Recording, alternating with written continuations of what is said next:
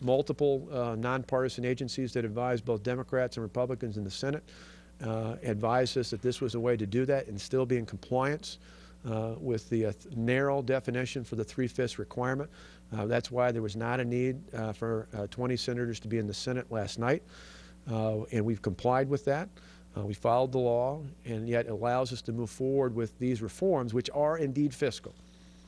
They're not in conflict with that requirement for a quorum, but they are indeed fiscal. They give a fiscal benefit to the state. For the remainder of this year, it allows us to save $30 million, which allows us to save 1,500 jobs.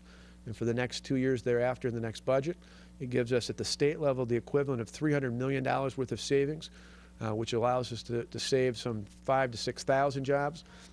Well, the governor making his best argument once again for some of the actions that are taking place in state government right now. What was supposed to happen today at the state capitol is there was supposed to be some actions taken in the assembly. We should point out that while the governor is talking about the budget for the state of Wisconsin, that the bits and pieces that we've seen pass through, including this controversial one about limiting collective bargaining rights for some state unions, we haven't seen a full budget passed yet. So that's what they're trying to work towards. Obviously, there are the critics of the governor's plan. And we just got some word from our producer, one of our Fox News producers, saying that the Capitol Police at the Capitol building, because we've been telling you about the protests that are happening there, they say that the Capitol's on lockdown until it's deemed safe and secure. That's a quote coming from the Capitol Police.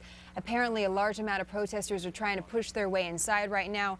We can only assume, based on some of our reporting with some of our guests, that this is to disrupt some of the activity that was supposed to take place in the assembly, in the state assembly today. As we hear more out of Wisconsin, we'll bring you up to date.